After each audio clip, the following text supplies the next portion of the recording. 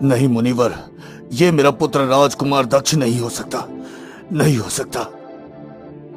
राजन, ये आपका ही पुत्र है। जिस किसान को आपने फांसी की सजा सुनाई थी, उस किसान की पत्नी लक्ष्मी ने रानी यानी आपकी अर्धांगिनी को श्राप दिया था कि जैसे ही तुम्हारी संतान बड़ी होने लगेगी, वैसे ही वो राक्षस योनि में प्रवेश करने लगेगा। हाँ मुनिवर, आप कोई रास्ता बताइए ताकि राजकुमार दक्ष अपने असली रूप में आ जाए।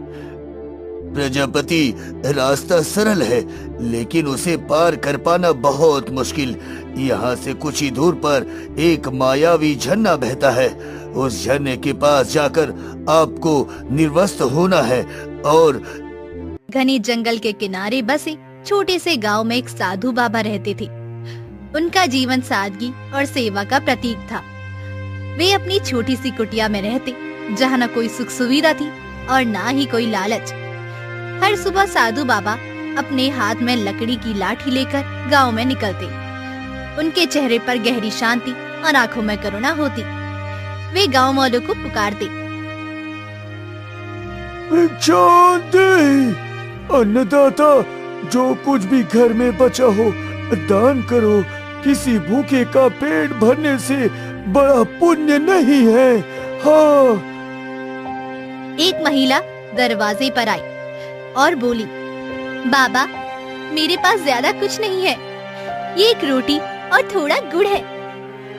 बेटी, ये रोटी और गुड़ किसी भूखे की भूख मिटाएगा।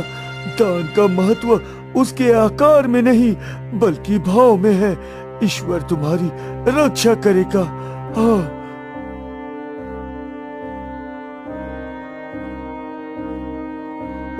बाबा, क्या भिक्षा मांगने में अपमान नहीं होता? नहीं पुत्र, जब मैं भिक्षा मांगता हूँ तो मैं अपनी सेवा का अवसर देता हूँ। ये अपमान नहीं, ईश्वर का आदेश है। बाबा, मेरी फसल बर्बाद हो गई है। घर में खाने को कुछ नहीं है।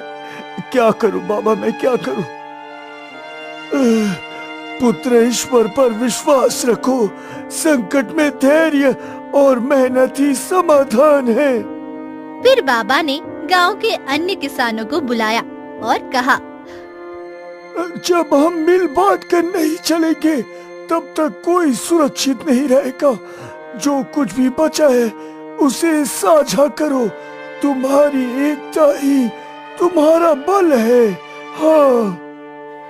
बाबा, मेरे घर में कलह का माहौल है। मेरे माता पिता और मेरी पत्नी के बीच हर समय झगड़ा होता है। चाहे मैं कुछ भी कर लूं, सब असंतुष्ट रहते हैं। ये सब मेरी सहन शक्ति के बाहर हो रहा है। कृपया मुझे रास्ता दिखाइए। पुत्र, परिवार एक वृक्ष के समान होता है। इसकी जड़ें प्रेम और विश्वास है। यदि जड़ों को पानी नहीं मिलेगा तो शाखाएं सूख जाएंगी। अपने माता पिता को उनका सम्मान और स्थान दो। वो तुम्हारी जड़ें हैं जिन्होंने तुम्हें पोषित किया। साथ ही अपनी पत्नी को विश्वास दो। वो तुम्हारी साथी है, तुम्हारे जीवन का सहारा। जब तुम दोनों पक्षों को समान रूप में प्रेम दोगे तो कलह का अंत हो जाएगा।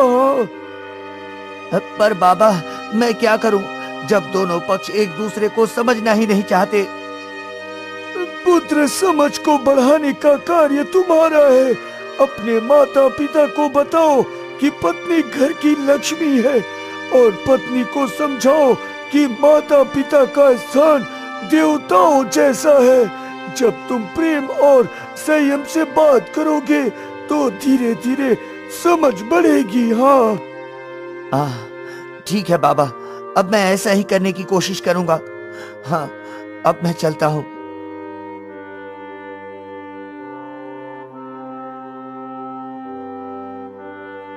ऐसे ही साधु बाबा वे भिक्षा मांगकर अपना जीवन व्यतीत करते और गांव वालों के जीवन की समस्याओं के समाधान बताते। उनके उपदेशों से लोग मार्गदर्शन पाते थे। पास के राज्य में एक राजा और रानी रहते थे। उनका राज्य सुख शांति से भरा हुआ था। लेकिन उनके जीवन में एक गहरी कमी थी। वे संतानहीन थे। ये बात राजा को बहुत परेशान करती थी। एक राजा का कर्तव्य है कि वो अपने राज्य को एक योग्य उत्तराधिकारी दे। अगर मेरे बाद कोई ना हुआ तो इस राज्य का क्या होगा? क्या मेरी मेहनत और पूर्वजों की विरासत यूं ही मिट जाएगी?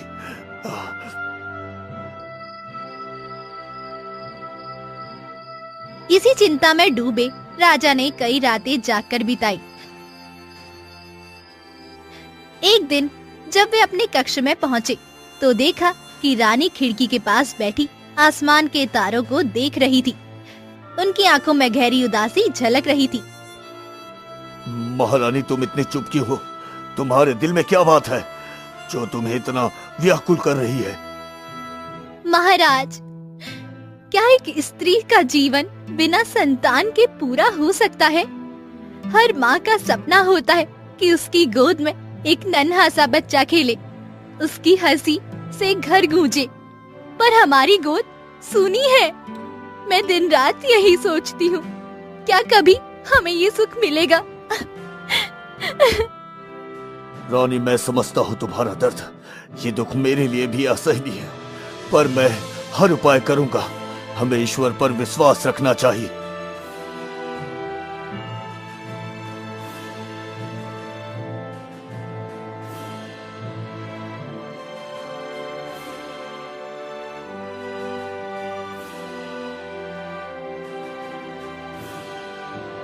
अगले दिन राजा और रानी ने अपनी चिंता अपने मंत्री से साझा की।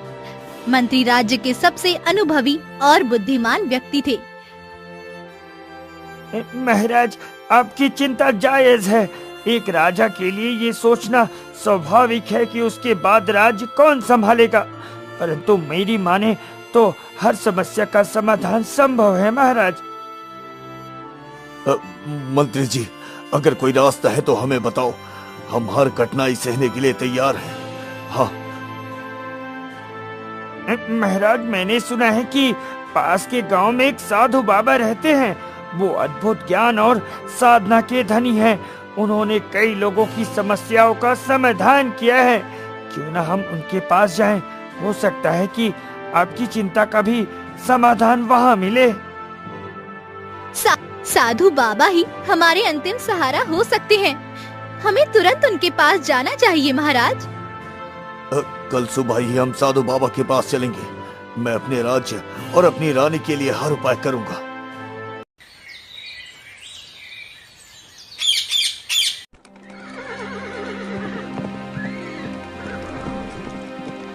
अगले दिन राजा, रानी और मंत्री साधु बाबा की कुटिया पहुँचे। साधु बाबा ध्यान में बैठे थे। उनके चेहरे पर शांति और तेज था।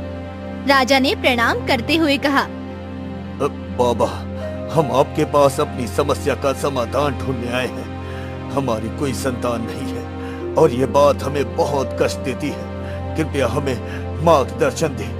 कृपया हमें मार्गदर्शन दे बाबा। साधु बाबा ने आंखें खोली और राजा को देखा। महाराज, संतान का सुख बहुत बड़ा वरदान है, परंतु हर वरदान अपने साथ कुछ परीक्षा लेकर भी आता है। क्या तुम उसकी कीमत चुकाने को तैयार हो? अब बताओ। बाबा, हमें संतान चाहिए। हम हर कठिनाई सहने को तैयार हैं। हाँ, ध्यान से सुनो।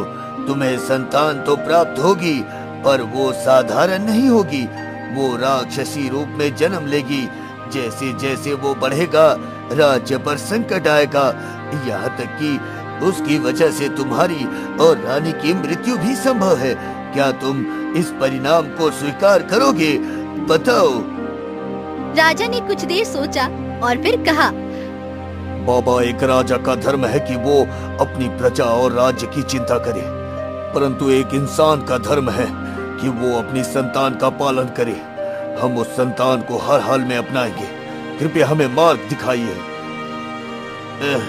तुम्हारा निर्णय अटल है तो ईश्वर की इच्छा यही सही। मैं तुम्हें एक फल दूंगा। रानी इसे रात में खाकर सो जाए, इससे तुम्हें संतान की प्राप्ति होगी परंतु याद रखना, ये फल केवल तुम्हारी इच्छाओं की पूर्ति करेगा, पर उसकी कीमत भी चुकानी होगी। हाँ। धन्यवाद बाबा, हम आपकी आज्ञा का पालन करेंगे। साधु बाबा ने उन्हें एक चमकीला फल दिया और कहा, अच्छा अब जाओ और जो होगा उसे ईश्वर का वरदान मानकर स्वीकार करो। रानी और राजा साधु बाबा को प्रणाम करके महल लौट आए।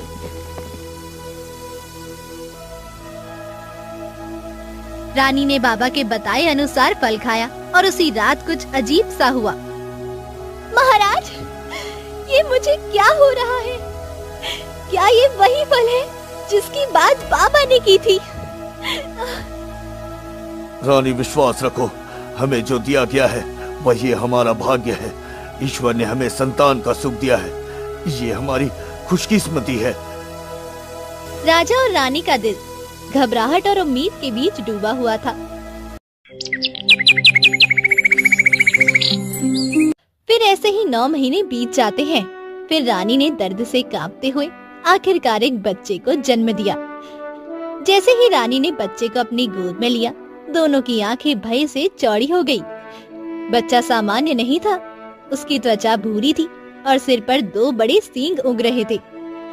उसका चेहरा भी भयानक था, डरावनी आंखों से उसकी नजरें चमक रही थी। महाराज, क्या ये सचमुच हमारा बच्चा है?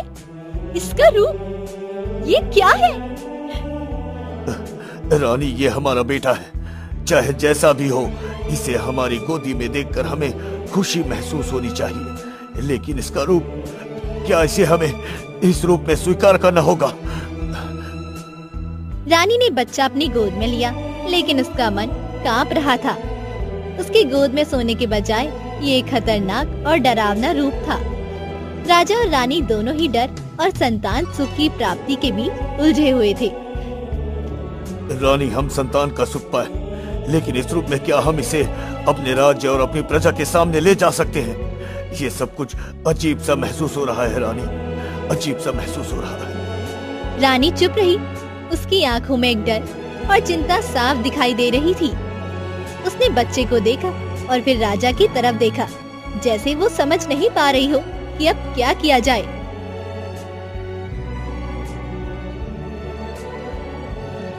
समय बीतने के साथ राजकुमार बड़ा होने लगा, लेकिन उसके साथ ही राज्य पर संकट भी बढ़ने लगा। अकाल पड़ने लगा।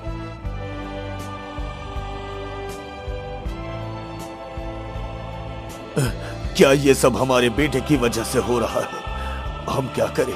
हम अपनी प्रजा को कैसे इस दुख से उबार सकते हैं? महाराज, क्या हमें अब भी इस बच्चे को स्वीकार करना चाहिए? उसकी वजह से तो हम मुसीबत में हैं। हर दिन हमारी परेशानी बढ़ती ही जा रही है। रानी, ये बच्चा हमारा है। ये वही संतान है जिसकी हमने लंबे समय से कामना की थी। मैं ना तो इसे मार सकता हूँ और ना ही हमारी प्रजा को और कष्ट में डाल सकता हूँ। अब मैं क्या करूँ? राजा और रानी दोनों ही घबराए हुए थे। राजकुमार के रूप और उसके कारण उत्पन्न संकट ने पूरे राज्य को संकट में डाल दिया था। प्रजा भूख और अकाल से त्रस्त थी और जानवरों की मौत से राज्य का संतुलन बिगड़ने लगा था।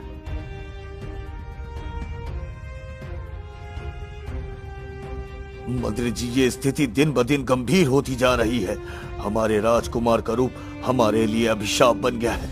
हमें संतान का सुख मिला, लेकिन वो सुख हमारी प्रजा और राज्य के लिए संकट बन गया है। अगर इस समस्या का कोई हल है तो वो कहाँ मिलेगा? महाराज, रामलाल जो एक साधारण किसान था, उसे भी यही संकट का सामना करना पड़ा था। जब उसका जीवन अंधकार में था, तब एक बूढ़ी महिला ने उसकी मदद की। वो महिला केवल बुद्धिमान ही नहीं, बल्कि उसके पास गहरे जीवन ज्ञान का भंडार था। रामलाल की मुसीबतें हल हुई और उसकी समस्या का समाधान उसी महिला से मिला। तो क्या तुम मानते हो कि वही महिला हमसे मिल सकती है? हमारी स्थिति तो और भी जटिल हो गई है। राजकुमार का रूप डरावना है और राज्य पर अकाल, जानवरों की मृत्यु और भूखमरी का संकट बढ़ता जा रहा है। क्या उस महिला के पास कोई हल है? बताओ हमें। महाराज, हमें पूरा विश्वास है कि वो महिला आपके लिए कुछ हल निकाल सकती है। हालांकि हमें ये बात सोच समझ कर करनी होगी, लेकिन अगर रामलाल ने उसकी मदद से अपनी समस्याओं का हल निकाला तो हम भी उस रास्ते पर चल सकते हैं। हाँ। अच्छा ठीक है मंत्री जी, अब मैं रामलाल से मिलने चाहूंगा। वो चाहे साधारण किसान हो, लेकिन उसकी समझ और अनुभव मुझे बहुत कुछ सिखाएगा। राजा ने तुरंत रामलाल के पास जाने का निश्चय किया।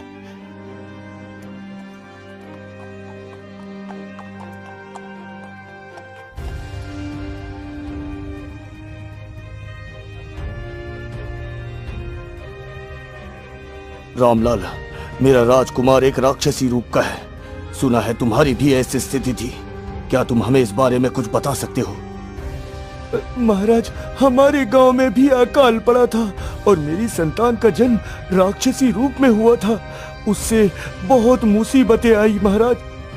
क्या तुम्हारा बच्चा भी ऐसा था और वो संकट का कारण बना? हाँ महाराज, लेकिन एक बूढ़ी महिला ने मुझे रास्ता दिखाया। उसने कहा था कि एक विशेष उपाय से ही हम संकट से बाहर निकल सकते हैं। रामलाल, मुझे उसी महिला से मदद चाहिए। राज्य की स्थिति बिगड़ रही है। कृपया मुझे जल्द से उस महिला तक ले चलो। महाराज, मुझे पूरा विश्वास है कि वो महिला हमें रास्ता दिखाएगी। वो बहुत दूर रहती है, लेकिन मैं आपको वहां तक ले जाऊंगा महाराज। राजा और रामलाल कुछ दिन यात्रा करते रहे।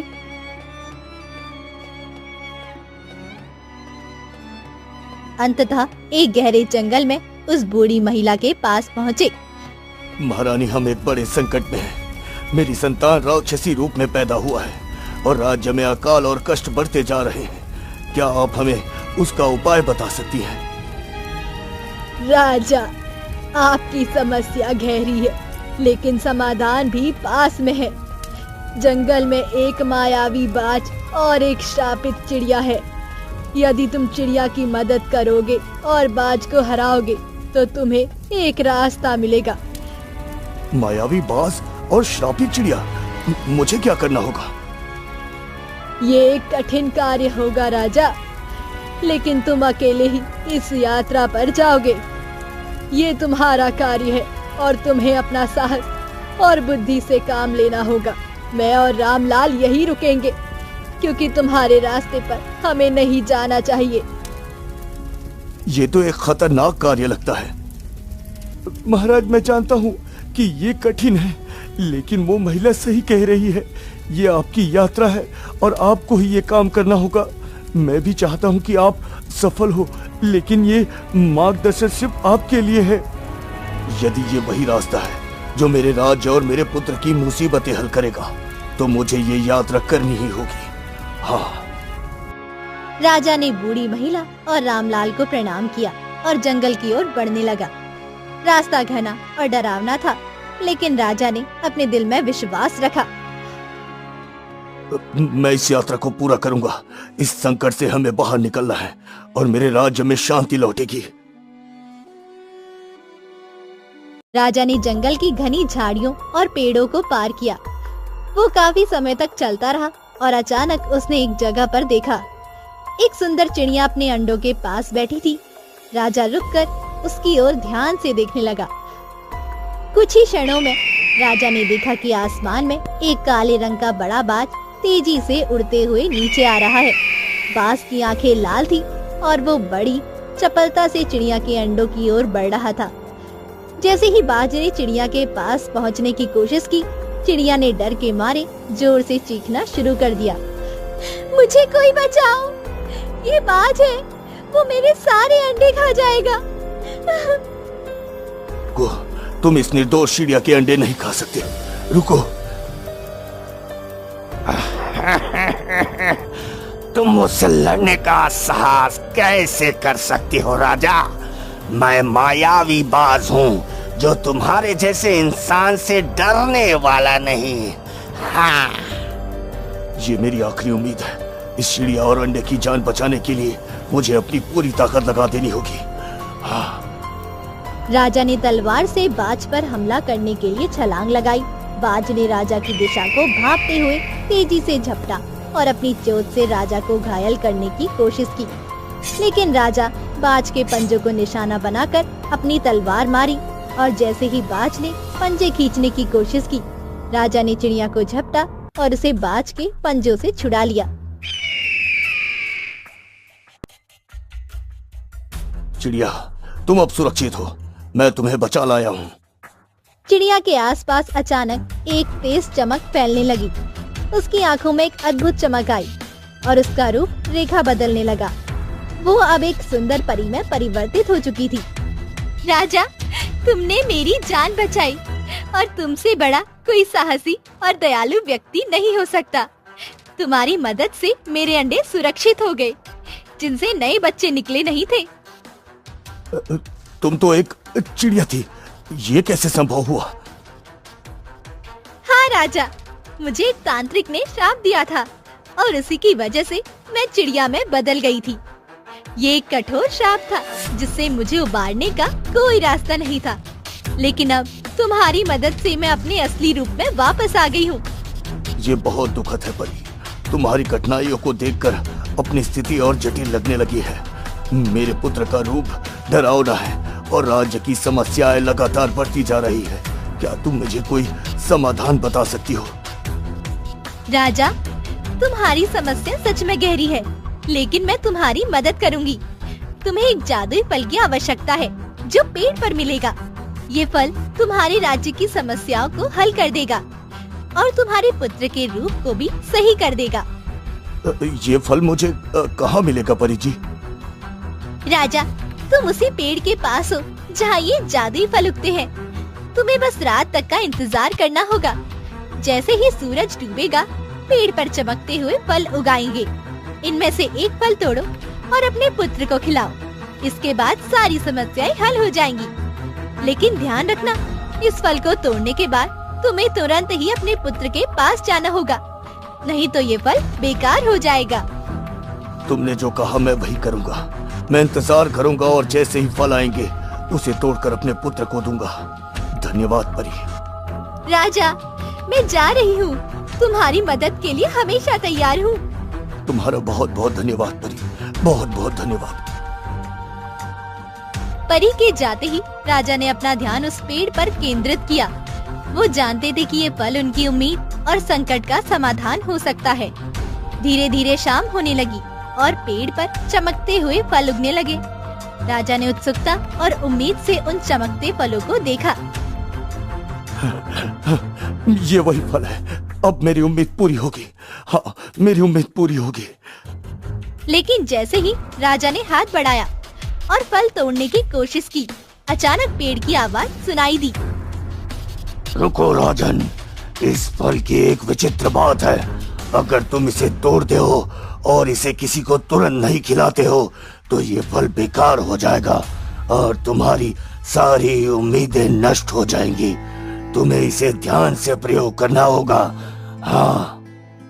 क्या ये फल इस शर्त के साथ है, अगर मैं इसे किसी को तुरंत नहीं दूंगा तो ये बेकार हो जाएगा? हाँ राजन, तुम्हें ये फल तोड़ने के बाद तुरंत अपने पुत्र को खिलाना होगा, नहीं तो ये अपना असर खो देगा। समय का ध्यान रखना राजन। इतना कहकर पेड़ शांत हो जाता है और राजा परेशान होकर सोचने लगता है। अगर ये फल असर नहीं करता तो क्या होगा? मेरे राजकुमार का इलाज नहीं हो पाएगा, वो ऐसे ही रहेगा। फिर राज्य में अकाल, भूखमरी और संकट और बढ़ेंगे। मेरी प्रजा भी मरेगी और मैं अपने पुत्र को खो दूंगा। नहीं नहीं, ऐसा नहीं होने दूंगा मैं। राजा चिंता में घिरा फल को लेकर महल की ओर बढ़ने के लिए बैठ जाता है। तभी अचानक परी प्रकट होती है। क्या हुआ राजन, तुम इतने परेशान क्यों हो? तुमने फल तोड़ लिया तो महल क्यों नहीं जा रही हो? परी, मैंने फल तोड़ लिया है, लेकिन पेड़ ने मुझे चेतावनी दी है। उसने कहा है मुझे इस फल को तुरंत अपने राजकुमार को खिलाना होगा, नहीं तो ये अपना असर खो देगा। मैं डर रहा हूँ कि अगर मैंने ये गलती की तो राजकुमार का रूप ठीक नहीं होगा और हमारे राज्य की समस्याएं बढ़ जाएंगी। मुझे समझ नहीं आ रहा, मैं क्या करूं, मैं क्या करूं? राजन, तुम्हारे मन में चिंता है, लेकिन तुम चिंता मत करो। तुमने सही रास्ता चुना है। अब मैं तुम्हारी मदद करूंगी। तुम मेरी मदद करोगी? पर कैसे? तुम इस फल को ले लो और मैं तुम्हें तुरंत महल पहुंचा दूंगी। तुम्हें चिंता करने की कोई जरूरत नहीं है। मैं जादू से तुम्हें वहां तक ले जाऊंगी ताकि तुम फल को राजकुमार को समय पर दे सको। राजा एक पल में गायब हो गया।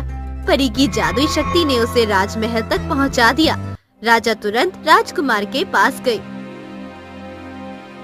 रानी, ये फल हमें एक परी ने दिया है। उसने कहा है इससे राजकुमार को खिलाने से उसकी समस्याएं हल हो जाएंगी। क्या ये सच है महाराज? क्या हमारे बेटे का रूप ठीक हो जाएगा? हमने बहुत कुछ खो दिया है, लेकिन अब हमें उम्मीद है कि इससे राजकुमार ठीक हो जाएंगे। जैसे ही राजकुमार ने फल खाया, उसकी आंखों में चमक आ गई और धीरे धीरे उसका रूप बदलने लगा। पिताजी, माँ, क्या हो रहा है? मैं क्या था और अब क्या हूँ? पिताजी, मैं ठीक हूँ, मैं ठीक हूँ पिताजी। अब तो वही हो जो हम चाहते थे, एक सामान्य प्यारा बेटा। हम सबका दुख और डर खत्म हो गया। तुम ठीक हो बेटे, तुम ठीक हो।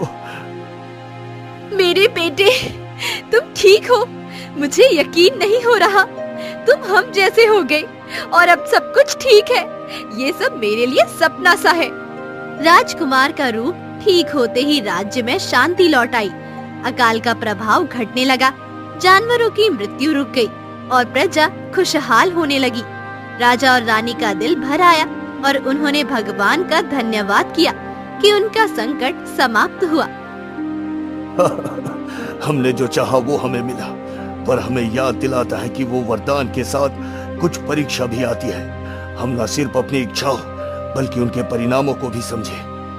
राजा, रानी और राजकुमार ने अपने राज्य को फिर से समृद्ध किया और भविष्य में हर निर्णय सावधानी से लिया।